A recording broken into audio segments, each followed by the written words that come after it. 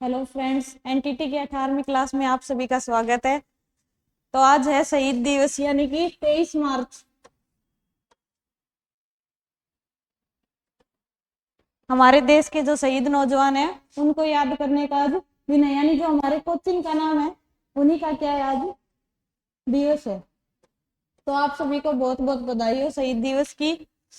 आप भी उनके जैसा बनने की थोड़ी बहुत कोशिश करो, ठीक है। अब हमारे टॉपिक की बात करेंगे हम।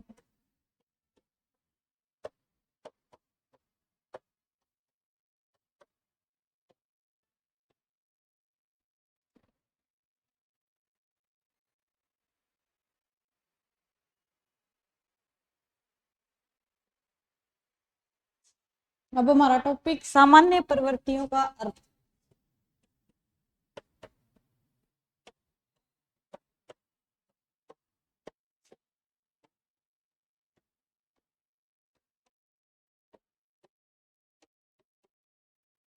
इसके बारे में जो वैज्ञानिक थे, मैकडूगल नाम के थे, उन्होंने सहानुभूति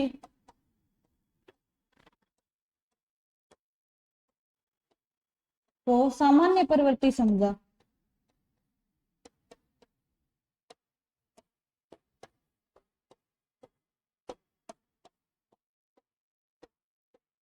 यानी जो मैकडूगल नाम के वैज्ञानिक थे उन्होंने सहानुभूति को सामान्य प्रवृत्ति समझा। सहानुभूति का अर्थ होता है कि दूसरा किसी भी दुख में होता है, वह दुख हमें भी महसूस होने लगता है, उसी का अर्थ क्या होता है सहानुभूति। तो इन्होंने क्या कहा कि जो सामान्य प्रवृत्तियां है वो व्यक्ति में क्या होती है, जन्मजात पाई जाती हैं और सामान्य व्यक्ति में पाई जाती है, यानी हर सामान्य व्यक्ति में सामान्य प्रवृत्तियां पाई जाती हैं,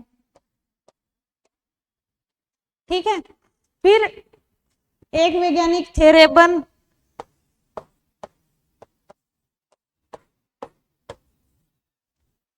इन्होंने कहा कि ये मूल प्रवृत्ति नहीं है,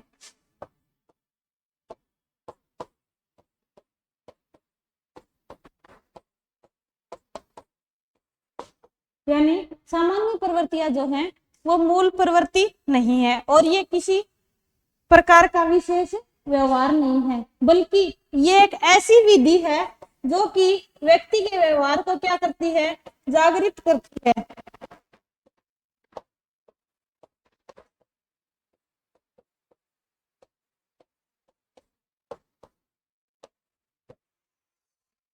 व्यक्ति के व्यवहार को जागृत करती है। यानी आपसे क्वेश्चन ऐसे पूछे कि व्यक्ति को व्यवहार को जागृत करने वाली विधि कौन सी है, तो सामान्य प्रवृत्ति है। और इसके बारे में किस वैज्ञानिक ने बताया, रेबर ने बताया। मैकडूगल ने बताया था कि ये जन्मजात होती है, सामान्य व्यक्ति में पाई जाती है और सहानुभूति को सामान्य प्रवृत्ति समझा इन्होंने, ठीक है। लेकिन रेबर ने क्या कहा कि मूल प्रवृत्ति नहीं है और विधि व्यक्ति के व्यवहार को जागृत करती है, यानी एक ऐसी विधि है जो व्यक्ति के अंदर व्यवहार को जागृत कर देती है। अब अगला टॉपिक जो है वो है वंशानुक्रम की प्रक्रिया।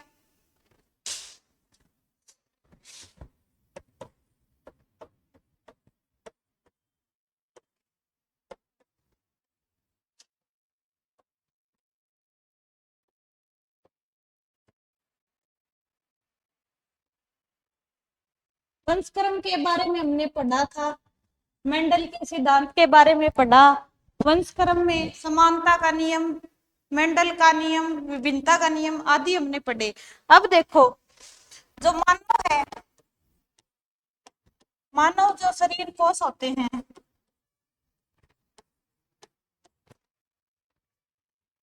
उनका क्या होता है, योग होता है, योग। यानी वंशानुक्रम की प्रक्रिया में क्या होता है, मानव शरीर कोषों का योग होता है। प्रारंभ में क्या होता है कि केवल एक ही संयुक्त कोष पाया जाता है, यानी प्रारंभ में मनुष्य में सिर्फ एक कोष पाया जाता है, ठीक है। और उस कोष का नाम क्या होता है, संयुक्त कोष होता है, या फिर इंग्लिश में इसे क्या कहते हैं, जायगोट।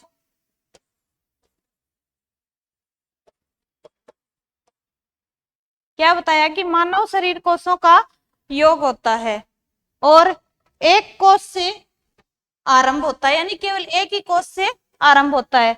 फिर क्या बताया कि उस एक कोष का क्या नाम होता है, संयुक्त कोष होता है, या फिर इंग्लिश में बोले तो उसे जाइगोट कहा जाता है। अब ये जो जाइगोट है या फिर संयुक्त कोष है, ये 2, फिर 4, फिर 8, फिर 16 और फिर 32 इस क्रम में क्या करते हैं, बढ़ते हैं।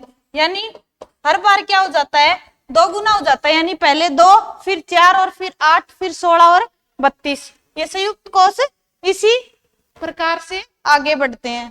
ठीक है। फिर है उत्पादक कोष। जो उत्पादक कोष होते हैं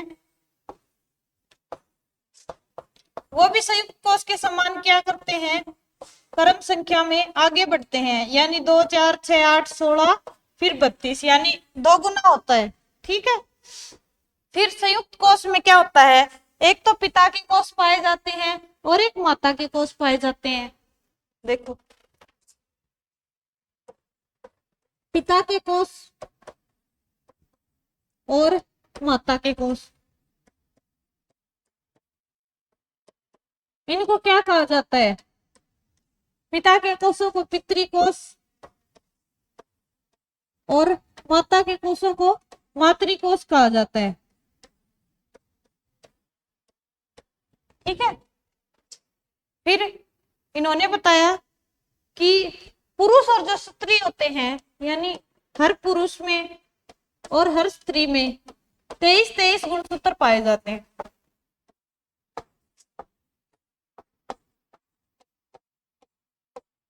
23 गुणसूत्र पाए जाते हैं। और संयुक्त कोषों में क्या होता है, गुणसूत्रों का एक जोड़ा होता है। यानी कि 46 गुणसूत्र होते हैं संयुक्त कोष। क्योंकि संयुक्त कोष तो 2 से मिलकर बना होता है, तो 23 और 23 मिलकर कितने हो जाते हैं, 46 हो जाते हैं। तो एक जोड़ा पाया जाता है। ठीक है। गुणसूत्रों के संबंध में मन के अनुसार हमारी असंख्य परंपरागत विशेषताएं इन गुणसूत्रों पर आधारित होती हैं।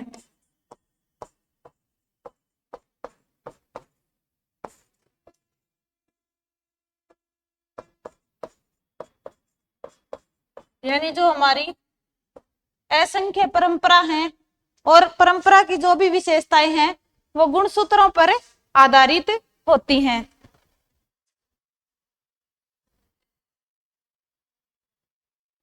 अब इन गुणसूत्रों में P1 पाए जाते हैं। P1 मतलब जिन पाए जाते हैं, जिन भी बोल सकते हैं आप, P1 बोल सकते हैं। प्रत्येक P1 यानी एक P1 के अंदर या फिर एक जिन के अंदर 40 से 100 गुण पाए जाते हैं। ठीक है। 40 से 100 गुण पाए जाते हैं। एक गुणसूत्र जो होता है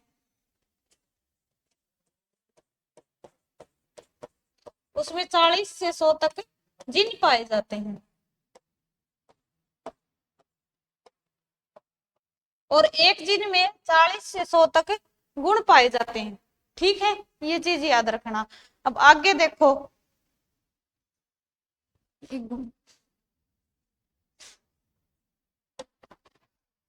एक जिन है वो कोई एक गुण या फिर विशेषता का निर्धारण करता है। एक जिन जो होता है वो किसी एक गुण या विशेषता का निर्धारण करता है। यानी एक जिन में एक गुण हमारे शरीर के अंदर आ जाता है, वो हमारे माता पिता के द्वारा हमारे अंदर आता है। अब जो जिन होते हैं उनके सम्मेलन के परिमाण को हम क्या कहते हैं, वंशानुक्रम कहते हैं।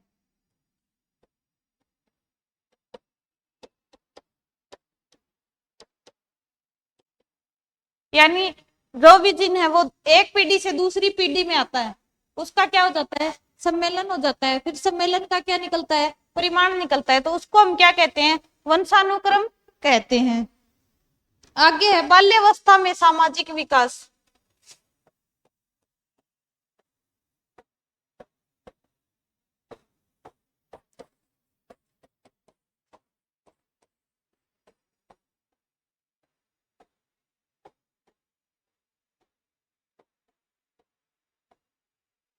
बाल्यावस्था में सामाजिक विकास, इसके अंदर इन्होंने पहला पॉइंट दिया है, हरलोक ने बताया, हरलोक ने बालक के सामाजिक विकास के बारे में बताया। और क्रो एवं क्रो, इन्होंने क्या परिभाषा दी या फिर इसके बारे में क्या बताया इन्होंने? इस अवस्था में बालकों को अपने प्रिय कार्य के प्रति रुचि होती है, यानी बच्चा जो होता है उसे अपने प्रिय कार्य की तरफ क्या होती है, ज्यादा रुचि होती है। और बालक और बालिकाओं में अंतर दिखाई देता है, बालक और बालिका, इनके कार्य में क्या दिखाई देता है, अंतर दिखाई देता है। इनकी अपनी अपनी क्या होती है, अलग अलग रुचि होती है।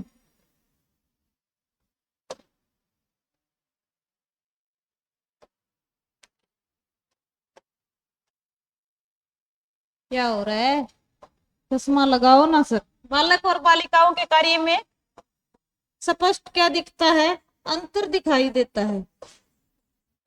जैसे लड़कियों को कोई भी साज बाज बजाना अच्छा लगता है, ठीक है, और लड़कों को जीवनियां पढ़ना, यानी कि किसी की जीवनी पढ़ना ज्यादा प्रिय लगता है, ठीक है, और लड़कियों को गाने बजाने में इंटरेस्ट होता है। जैसे वाद्य यंत्र बजाने में उसकी क्या होती है, रुचि होती है। अब इस उम्र में क्या होता है, बच्चा विद्यालय में जाता है और विद्यालय में वो किसी ना किसी गैंग का सदस्य हो जाता है या फिर टोली का सदस्य हो जाता है।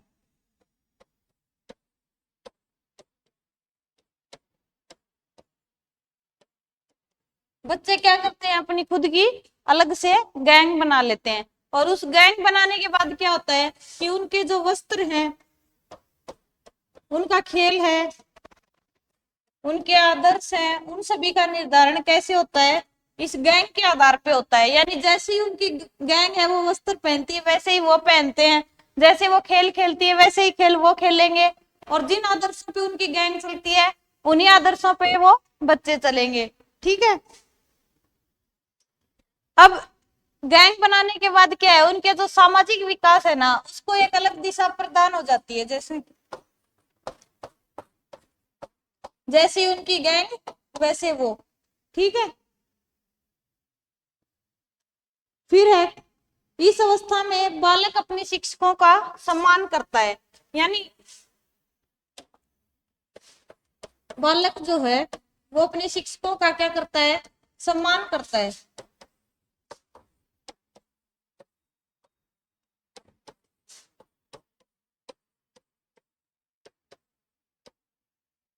बालक अपने टीचर का क्या करता है, सम्मान करता है, लेकिन उनका परिहास भी करता है, यानी कि उनका मजाक भी उड़ाता है।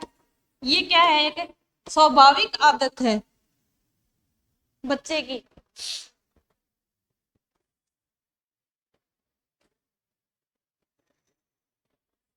फिर 6 वर्ष की आयु में लगभग बच्चा विद्यालय में प्रवेश करता है।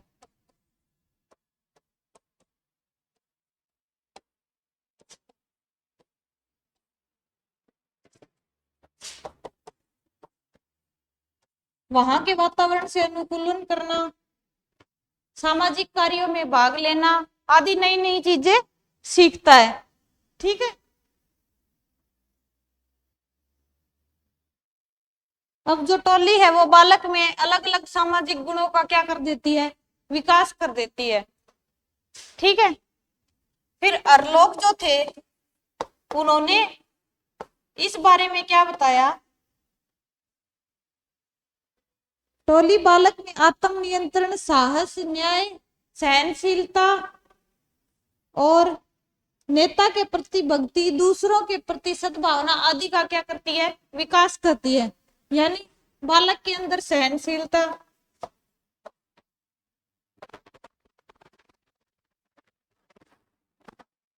नेता के प्रति भक्ति,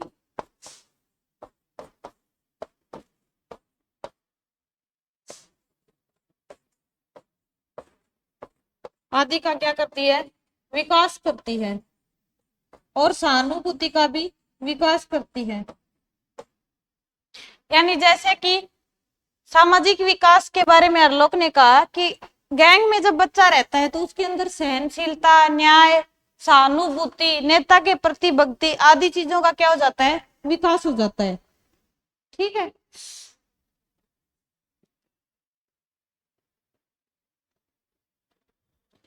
फिर क्या है कि नए वातावरण से अनुकूलन करने के पश्चात बच्चे में क्या होता है,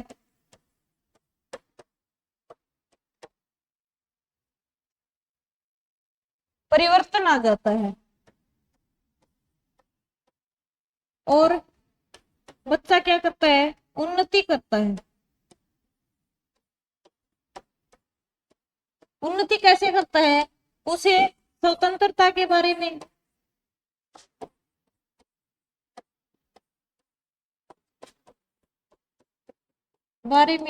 समानता के बारे में,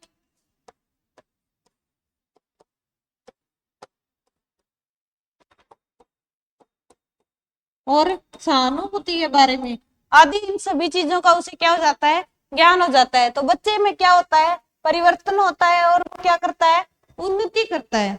ठीक है। फिर है वंशानुक्रम तथा वातावरण का संबंध। अब जो वंशानुक्रम है या फिर वंशानुक्रम है, उसका और वातावरण का संबंध बताया है।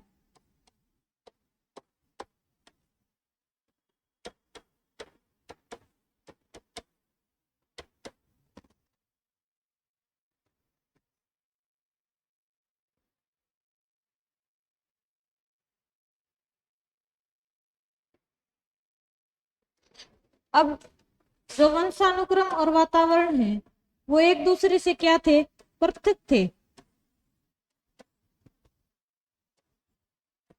पहले। आज के समय में क्या है कि इसका क्या हो गया, विकास हो गया।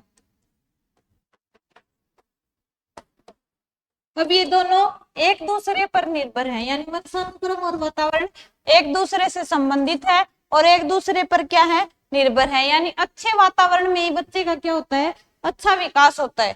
ठीक है। आधुनिक समय में इस कारण में पर्याप्त परिवर्तन हो गया है।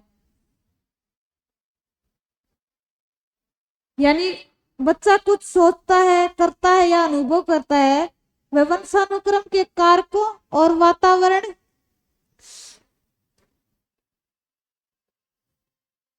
के पारस्परिक संबंधों का परिणाम होता है। अब वंशानुक्रम और वातावरण संबंधी परीक्षण। व्यक्ति का निर्माण न केवल वंशानुक्रम और न केवल वातावरण से होता है, वास्तव में यह जैविक दाय और सामाजिक विरासत के एकीकरण की उपज है। फिर इसके अगला जो टॉपिक है वो है मूल प्रवृत्तियों का सिद्धांत।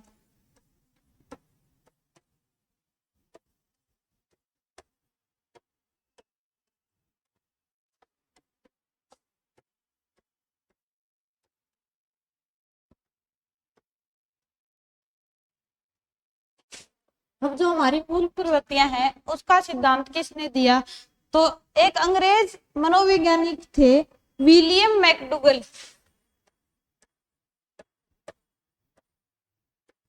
William McDougall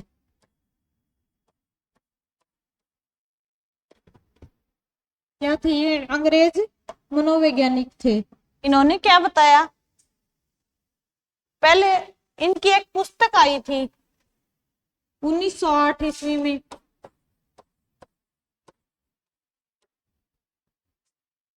an introduction of social psychology.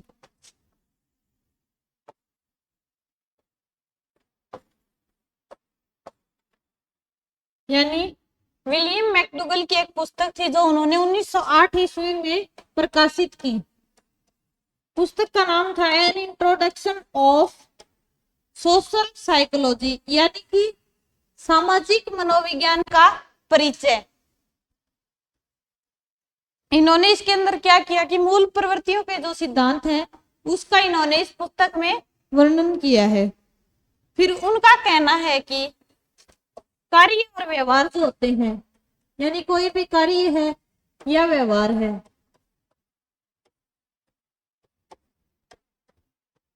तो कुछ कार्य और व्यवहार ऐसे हैं जो मनुष्य, पशु पक्षी,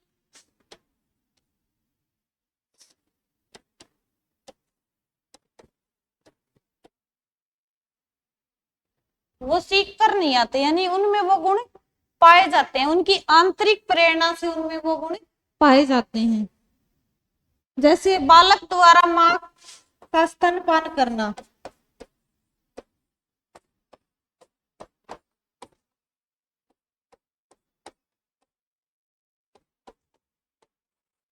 यानी कोई भी बच्चा अपनी माँ का स्तनपान करता है तो उसे सिखाया थोड़ी जाता है, वो उसकी आंतरिक प्रेरणा होती है। फिर है पक्षी द्वारा घोंसला बनाना,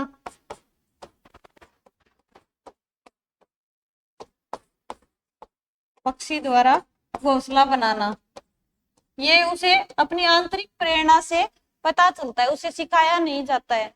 ठीक है। फिर है पशुओं द्वारा तैरना,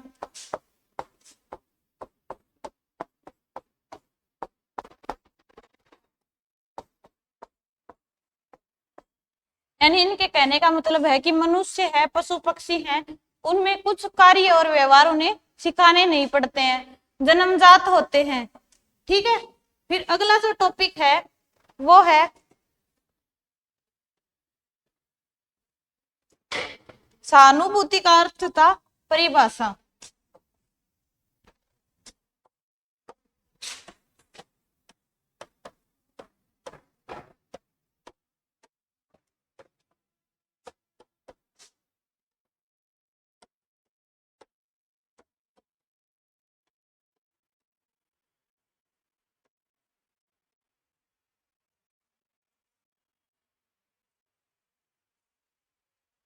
अब सहानुभूति क्या होती है कि दूसरे को कोई भी दुख हो रहा है तो उसको देखकर हमें भी वो दुख क्या होना है, महसूस होना शुरू हो जाता है, वही क्या होती है, सहानुभूति होती है। अब देखो इसमें क्या बताया इन्होंने कि साधारणतः उस समय प्रयोग किया जाता है जब हमारे हृदय में दूसरे व्यक्ति के प्रति कोमल भावना का उदय होता है, यानी मदद की भावना का उदय होता है, तब सहानुभूति शब्द का प्रयोग किया जाता है। ठीक है। यानी किसी के लिए मदद की भावना ही सहानुभूति है। कुछ जो मनोवैज्ञानिक थे उन्होंने इसे एक विशेष प्रकार का संवेग माना है।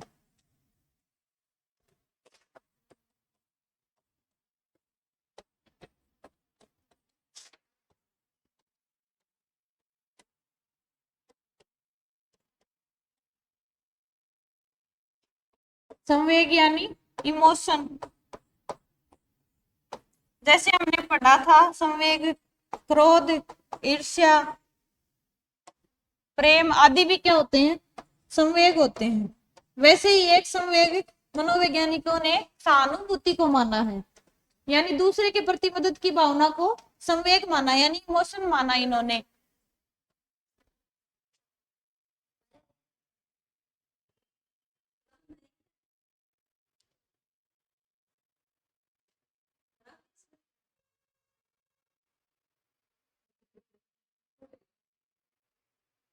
दूसरे व्यक्तियों में एक प्रकार का संवेग देखकर हम भी उसी संवेग का अनुभव करते हैं। ठीक है। उदाहरण के लिए दूसरों को दुखी देखकर हम दुखी होते हैं,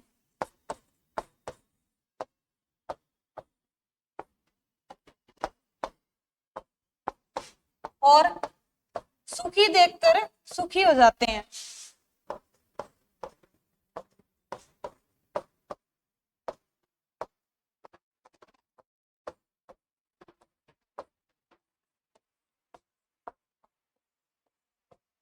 ठीक है।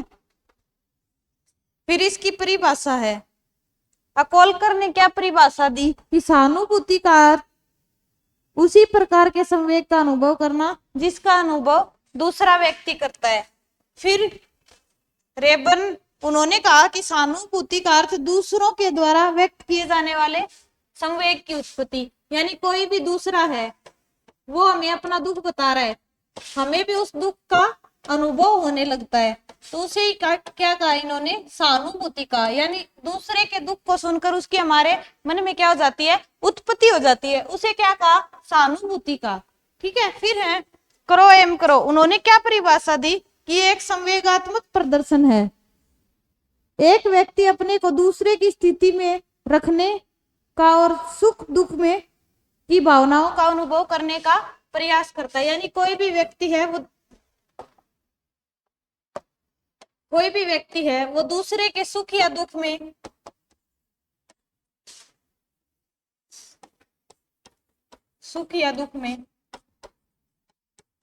खुद को रखने की कोशिश करता है और उसके सुख या दुख का अनुभव करता है।